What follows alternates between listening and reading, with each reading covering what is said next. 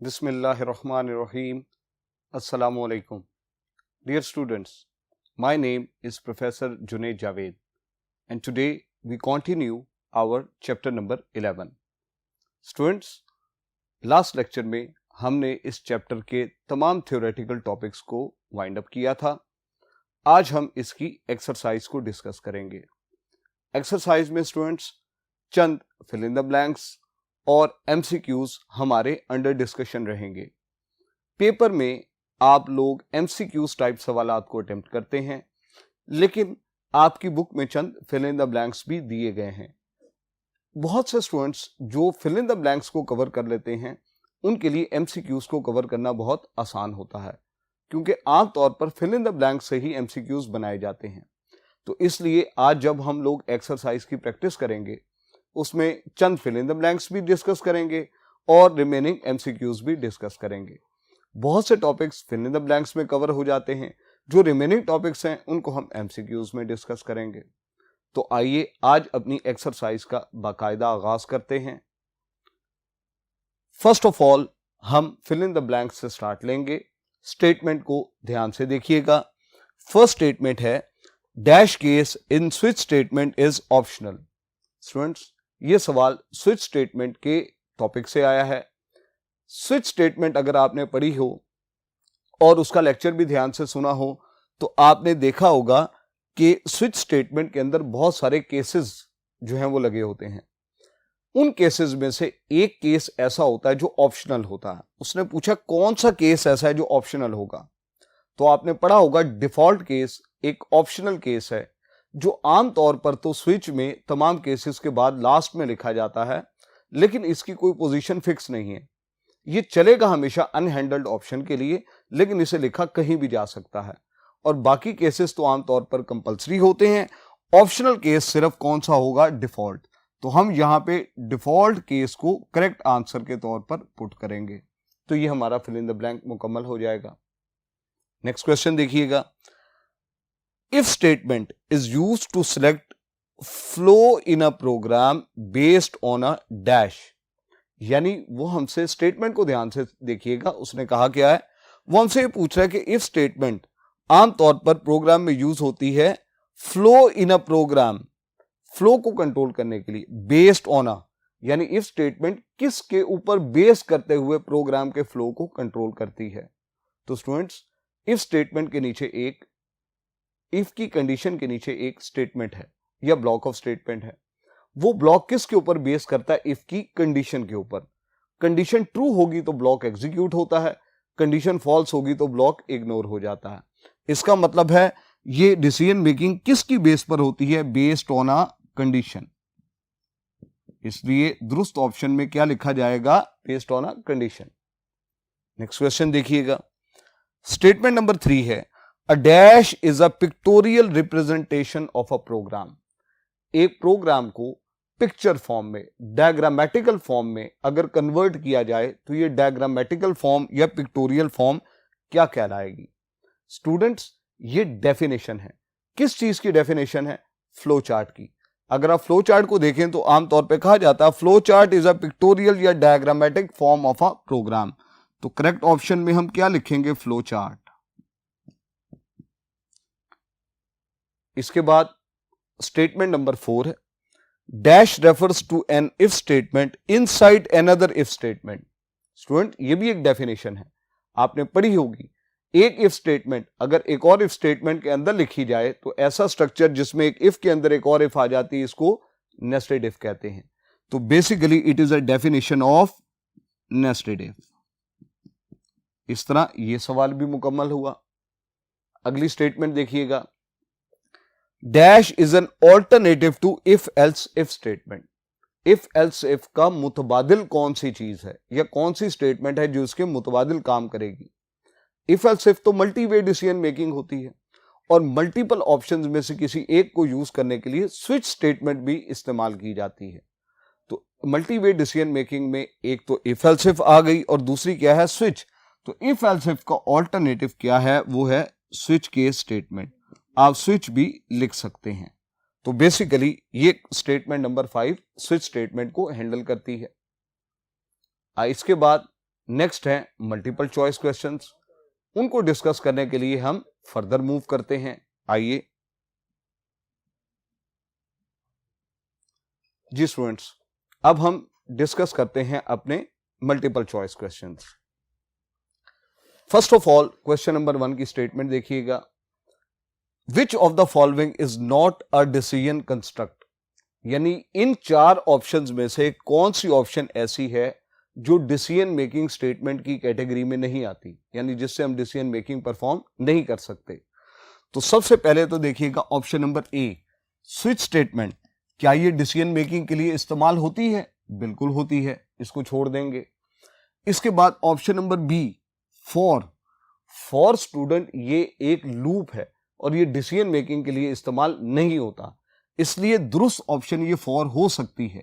लेकिन इसको टिक करने से पहले हम बाकी ऑप्शंस को भी देख लेते हैं, हो सकता है आगे कोई ऐसा जवाब ना आए जिसमें ऑल ऑफ दीज आ रहा हो। तो ऑप्शन नंबर सी क्या है, इफ एल्स, ये भी डिसीजन मेकिंग के लिए इस्तेमाल होती है, इसलिए भी दुरुस्त जवाब नहीं हो सकता। और ऑप्शन नंबर डी देखें, इफ एल्स इफ, ये भी एक डिसीजन मेकिंग स्टेटमेंट है। तो इफ स्विच हो गई, इफ एल्स हो गई, इफ एल्स इफ, ये तीनों डिसीजन मेकिंग। कौन सी डिसीजन मेकिंग स्टेटमेंट नहीं है? वो है फॉर। तो हमारा दुरुस्त जवाब क्या होगा? ऑप्शन नंबर बी, जो कि फॉर को करेक्ट ऑप्शन डिस्कस करेगा। नेक्स्ट क्वेश्चन देखिएगा, question number 2, which of the following operator is used as a decision making statement, कौन सा ऑपरेटर ऐसा है जो डिसीजन मेकिंग स्टेटमेंट के लिए भी इस्तेमाल हो सकता है? तो स्टूडेंट्स, आपको मालूम होगा, चैप्टर में भी आपने पढ़ा होगा, एक ही ऑपरेटर ऐसा है जो डिसीजन मेकिंग के लिए इस्तेमाल होता है। उसको क्वेश्चन मार्क कॉलन ऑपरेटर भी कहते हैं और कंडीशनल ऑपरेटर भी कहते हैं। तो इसका दुरुस्त जवाब ऑप्शन नंबर डी है, यानी कंडीशनल ऑपरेटर। प्लस प्लस, ये तो एक इंक्रीमेंट ऑपरेटर है और इसका डिसीजन मेकिंग से कोई ताल्लुक नहीं। इसी तरह माइनस माइनस डिक्रीमेंट ऑपरेटर है, ये वैल्यू को डिक्रीज करेगा, ये भी डिसीजन मेकिंग में इस्तेमाल नहीं होगा। और एंड ऑपरेटर, ये दो कंडीशंस को ज्वाइन करता है और ट्रू या फॉल्स की सूरत में आंसर रिटर्न करता है, ये एक लॉजिकल ऑपरेटर है। इसलिए डिसीजन मेकिंग के लिए सिर्फ एक ऑपरेटर होगा, वो कंडीशनल ऑपरेटर या क्वेश्चन मार्क कॉलन ऑपरेटर है। इसके बाद next question, question number 3, another name for conditional operator is, conditional operator का एक और नाम बताएं। एक तो स्टूडेंट अभी हमने देखा, क्वेश्चन मार्क कॉलन ऑपरेटर भी कहते हैं। इसके अलावा इसका एक और नाम है, इसको टर्नरी ऑपरेटर भी कहते हैं। स्टूडेंट्स, इसको टर्नरी ऑपरेटर क्यों कहते हैं? क्योंकि ट्राई का मतलब होता है 3, क्योंकि इसके 3 पार्ट्स होते हैं, 3 एक्सप्रेशंस के ऊपर काम करता है, इसलिए टर्नरी ऑपरेटर इसको 3 ऑपरेंड्स की वजह से कहा जाता है। यूनरी ऑपरेटर को 1 ऑपरेंड रिक्वायर होगा, बाइनरी ऑपरेटर को 2 ऑपरेंड रिक्वायर होंगे, इस तरह टर्नरी ऑपरेटर को 3 ऑपरेंड रिक्वायर होते हैं। तो कंडीशनल ऑपरेटर का दूसरा नाम टर्नरी ऑपरेटर है। बाकी ए सी इग्नोर कर दिए जाएंगे, B is chosen as a correct answer. इसके बाद नेक्स्ट क्वेश्चन है 4, dash keyword is not used in switch statement, switch statement में कौन सा कीवर्ड इस्तेमाल नहीं होगा? स्टूडेंट्स, स्विच स्टेटमेंट जब हमने पढ़ी थी तो हमने देखा था स्विच के साथ 3 कीवर्ड्स और इस्तेमाल होते हैं, स्विच, केस, डिफॉल्ट और ब्रेक। ये चारों कीवर्ड्स स्विच के अंदर इस्तेमाल होते हैं। अब कौन सा कीवर्ड इस्तेमाल नहीं होता? वो है इफ। इसका स्विच से कोई ताल्लुक नहीं। डिफॉल्ट भी यूज होता है, स्विच भी यूज होता है, केस। उसने पूछा नॉट यूज्ड, तो नॉट यूज कौन सा होगा? इफ। वो एक इंडिपेंडेंट स्टेटमेंट है, स्विच के अंदर इस्तेमाल नहीं होती। इसके बाद नेक्स्ट क्वेश्चन देखिएगा, exclamation sign is a dash operator. Decision making में अक्सर इस तरह के ऑपरेटर्स इस्तेमाल होते हैं, इनको आप इफ में, इफ एल्स में इस्तेमाल कर सकते हैं। अब ये जो ऑपरेटर है एक्सक्लेमेशन ऑपरेटर, ये नॉट ऑपरेटर कहलाता है। और नॉट ऑपरेटर किस कैटेगरी में आएगा? ये लॉजिकल ऑपरेटर होता है। तो बेसिकली ये यूनरी ऑपरेटर की कैटेगरी में भी आता है, यानी नॉट किसी एक कंडीशन के साथ लगता है और ट्रू को फॉल्स या फॉल्स को ट्रू कर देता है। ये बाइनरी और टर्नरी की कैटेगरी में नहीं आएगा, इसलिए ये सिर्फ यूनरी ऑपरेटर है। कंडीशनल ऑपरेटर और टर्नरी ऑपरेटर तो एक ही बात है, क्वेश्चन मार्क को कहते हैं, इसलिए ऑप्शन बी, सी और डी को हम इग्नोर कर देंगे। राइट ऑप्शन सिर्फ ऑप्शन नंबर ए कंसीडर होगी।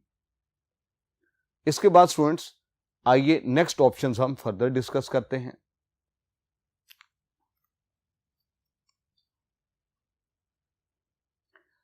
नेक्स्ट क्वेश्चन देखिएगा students, question number 6, which of the following is a relational operator. ये 4 ऑपरेटर्स हैं, इनमें से हमने बताना है रिलेशनल ऑपरेटर्स कौन से हैं। तो स्टूडेंट्स रिलेशनल ऑपरेटर जरा याद कीजिएगा, greater than, less than, greater than equal to, less than equal to और नॉट इक्वल टू, ये 6 रिलेशनल ऑपरेटर्स होते हैं। ये भी डिसीजन मेकिंग स्टेटमेंट्स में, इफ एल्स में इस्तेमाल हो सकते हैं, इसलिए इनका ताल्लुक भी इसी चैप्टर से बनता है। तो अब हम देखते हैं इनमें से कौन सा रिलेशनल ऑपरेटर है। स्टूडेंट सिर्फ ऑप्शन नंबर बी, ये इक्वल टू के लिए है। ये असाइनमेंट ऑपरेटर है, ये इग्नोर कर देंगे। ये अरिथमेटिक ऑपरेटर है, मॉड्यूलस के लिए होता है, ये भी नहीं होगा। और ये ऑपरेटर लॉजिकल ऑपरेटर है, एंड के लिए होता है। तो रिलेशनल ऑपरेटर सिर्फ एक है, वो कौन सा है, equality, double equal to. Next question देखिएगा, dash structure are used to control the flow of execution in a program. कौन से स्ट्रक्चर ऐसे हैं जो प्रोग्राम की एग्जीक्यूशन के फ्लो को कंट्रोल करते हैं। स्टूडेंट ये तो डेफिनेशन है, और ये डेफिनेशन आपके इस चैप्टर के पहले सवाल के पहले टॉपिक से ली गई है, यानी ये कंट्रोल स्ट्रक्चर की डेफिनेशन है। तो बेसिकली कंट्रोल स्ट्रक्चर्स वो होते हैं जो प्रोग्राम के फ्लो को कंट्रोल करते हैं। डेटा स्ट्रक्चर, प्रोग्राम स्ट्रक्चर या इनपुट स्ट्रक्चर का इससे कोई ताल्लुक नहीं है, इसलिए option number D will be considered as right option. इसके बाद नेक्स्ट क्वेश्चन देखिएगा, a group of statements enclosed in curly braces are called. यानी कर्ली ब्रेसेस के अंदर 2, 3, 4 स्टेटमेंट्स का एक ग्रुप लिखा गया है, उसे क्या कहेंगे। स्टूडेंट्स अगर एक से ज्यादा स्टेटमेंट्स कर्ली ब्रेसेस की बॉडी के अंदर लिखी जाएं, उनको कंपाउंड स्टेटमेंट का नाम देते हैं। तो option number B is the right option. Group statement, program statement, इनका इससे कोई ताल्लुक नहीं है, ये सिर्फ आपको कंफ्यूज करने के लिए लिखी गई। बेसिकली वो स्टेटमेंट्स ग्रुप स्टेटमेंट्स के नाम से जानी जाती है। Next question number 9, dash structure chooses which block of statement is to be executed. कौन सी स्टेटमेंट है जो बताती है कौन सा ब्लॉक एग्जीक्यूट होगा और कौन सा ब्लॉक एग्जीक्यूट नहीं होगा या इग्नोर हो जाएगा। तो ये स्टूडेंट्स सिर्फ सिलेक्शन स्ट्रक्चर का काम है। सिलेक्शन स्ट्रक्चर डिसाइड करता है कौन सा ब्लॉक चलेगा, कौन सा नहीं चलेगा। आइटरेशन तो लूप को कहते हैं, ये रेपिटेशन करेगा, इसलिए ऑप्शन नंबर बी इररेलेवेंट है। सीक्वेंस तमाम प्रोग्राम को एक तरतीब में चला देगा, इसमें सिलेक्शन होती ही नहीं है, और इनपुट आउटपुट का इससे कोई ताल्लुक नहीं, इसलिए हम बी, सी और डी को इग्नोर कर देंगे। सिलेक्शन एक राइट आंसर है। नेक्स्ट क्वेश्चन देखिएगा, which one is not a selection structure. Selection के लिए कौन सी स्टेटमेंट इस्तेमाल नहीं होती। तो स्टूडेंट्स सिलेक्शन के लिए इफ एल्स भी यूज होती है, इफ भी यूज होती है, स्विच भी यूज होती है। कौन सी सिलेक्शन के लिए यूज नहीं होगी, वो है वाइल। वाइल एक लूप है। तो करेक्ट ऑप्शन, उसने पूछा नॉट अ सिलेक्शन, तो नॉट अ सिलेक्शन कौन सा है, वाइल। यानी वाइल एक करेक्ट आंसर के तौर पे डिस्कस होगा, जबकि बाकी ऑप्शंस को हम इग्नोर कर देंगे। इसके बाद नेक्स्ट क्वेश्चन देखिएगा, वो है question number 11, conditional operator is an alternative to. Conditional operator किसका मुतबादिल है। Students conditional operator question mark colon operator को कहते हैं, और ये इफ एल्स का ऑल्टरनेटिव है। दोनों टू वे डिसीजन मेकिंग के लिए यूज होते हैं। तो ऑल्टरनेटिव इसका इफ एल्स, यानी ऑप्शन नंबर बी एक राइट ऑप्शन। ये इफ स्टेटमेंट वन वे के लिए होती है, इफ एल्स इफ और स्विच मल्टी वे डिसीजन मेकिंग के लिए होती हैं, इसलिए ऑल्टरनेटिव सिर्फ कंडीशनल ऑपरेटर का क्या होगा, इफ एल्स। इसके बाद स्टूडेंट्स नेक्स्ट ऑप्शंस आइए फर्दर डिस्कस करते हैं। कुछ और सवालात हैं जो बहुत इंपॉर्टेंट हैं, उनको देखते हैं। नेक्स्ट क्वेश्चन देखिएगा, question number 12, value that can not be used in expression off switch is, यानी स्विच के जो एक्सप्रेशन में है उसमें कौन सी वैल्यू इस्तेमाल नहीं हो सकती। स्टूडेंट्स एक बात ध्यान में रखिएगा, स्विच के अंदर जो एक्सप्रेशन यूज हो रहा है वो इंटीजर या कैरेक्टर टाइप का हो सकता है। इसमें अगर आप फ्लोट, डबल या लॉन्ग डबल टाइप की कोई डेसिमल पॉइंट वाली वैल्यू यूज करेंगे तो एरर जनरेट हो जाएगा। इसलिए हम आंसर के तौर पे कौन सी वैल्यू टिक करेंगे, वो है फ्लोट। फ्लोट वैल्यू इस्तेमाल नहीं हो सकती, can not be used in switch.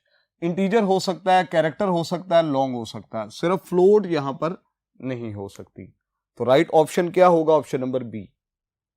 Next question देखिएगा, question number 13, which statement in switch cause rest of the statements to be skipped, यानी स्विच के अंदर आप कौन सी ऐसी स्टेटमेंट लगाएंगे जब वो एग्जीक्यूट हो तो बाकी स्टेटमेंट स्किप हो जाएं।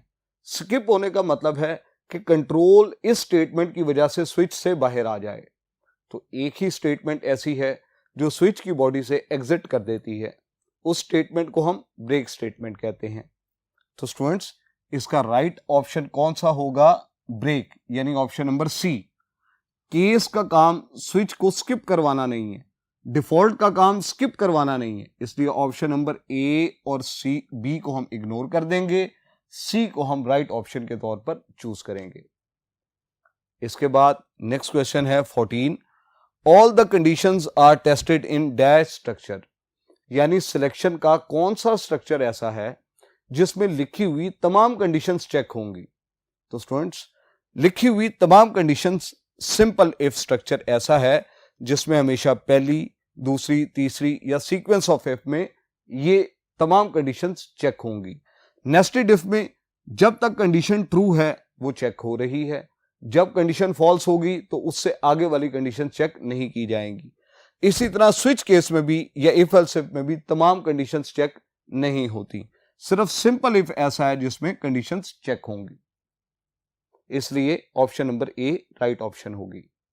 इसके बाद नेक्स्ट क्वेश्चन है, in if else if only dash block of statements is executed, if else if में कितने ब्लॉक्स ऑफ स्टेटमेंट एग्जीक्यूट होंगे। तो आपको पता है इफ एल्स इफ जो है वो मल्टी वे डिसीजन मेकिंग है, और मल्टी वे डिसीजन में से मल्टीपल ऑप्शंस आपके सामने होती हैं लेकिन सिलेक्ट कोई एक होती है। तो इसलिए हम कहेंगे इफ एल्स इफ सिर्फ वन ब्लॉक ऑफ स्टेटमेंट को एग्जीक्यूट करेगी, बाकी इग्नोर हो जाएंगे। और इसके बाद last question, which expression can be used in if condition, if condition में आप कौन सा एक्सप्रेशन यूज कर सकते हैं। तो इसमें रिलेशनल एक्सप्रेशन भी यूज हो सकता है, लॉजिकल भी हो सकता है, अरिथमेटिक भी हो सकता है, इसलिए करेक्ट ऑप्शन क्या होगी, ऑल ऑफ दीज, यानी ऑप्शन नंबर डी। तो स्टूडेंट्स आज हम लोगों ने अपनी एक्सरसाइज को वाइंड अप किया जिसमें फिल इन द ब्लैंक्स और एमसीक्यूज डिस्कस किए, जो कि आपके ऑब्जेक्टिव टाइप की पेपर की तैयारी के लिए बहुत इंपॉर्टेंट है।